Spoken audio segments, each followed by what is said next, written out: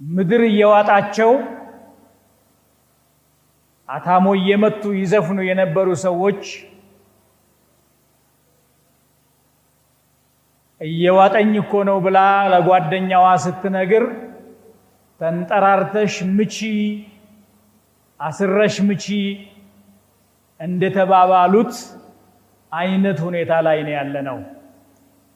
በአሜሪካ በሁለት ከተማዎች ላይ እሳት ነደደ ሲባል ነበር። እንደ ሩቅ አስበነው እዚህ ደግሞ አሁን እንዲህ አይነት ነገር ተከስቷል። አሁን እንኳን ስናወራ ፊታችን ላይ ድንጋጤ ሳይነበብ መቅረቱ ደግሞ ሌላ እሳት ሊነድ የቀረበ ይመስላል።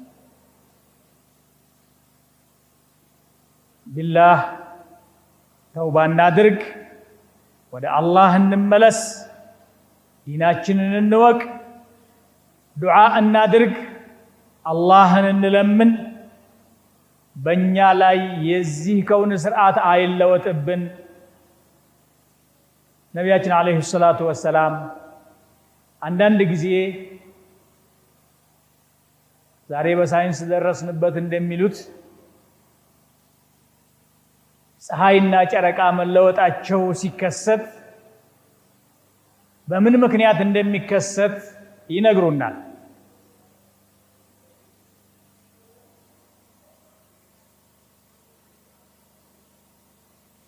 ጨረቃን ፀሐይ ስለምትጋረዳት ፀሐይን ጨረቃ ስለምትጋረዳት ምናምን ቁሳዊ ምክንያት ነው የሚያቀርብልን ሳይንሱ። ነቢያችን ግን አለይሂ ሰላቱ ወሰላም ምንድነው ያሉት? ኢነ الشمس والقمر لا ينخسفان لموت احد ولا لحياته وانما ينخسفان ليخوف بهما عباده። ፀሐይና ጨረቃ የሚለወጡት የሚሸፈኑት ባህሪያቸውን የሚለውጡት ማንንም ስለሞተ ማንንም ስለተወለደ ማንንም ስለተሾመ ማንንም ስለተሻረ አይደለም፣ ባሮቹን ለማስፈራራት ነው። ይህን አሳምሬ የሰራሁትን ሰማይ ምድር እንዲሁም በዚህ ውስጥ የተፈጠራችሁትን ለጀነትና ለጀሃነም የፈጠርኳችሁን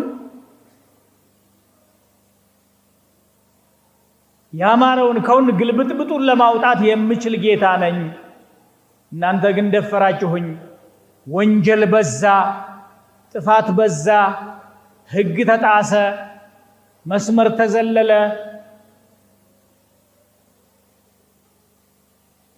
ፍርሃት ቀረ፣ ለጀነት አታስቡ፣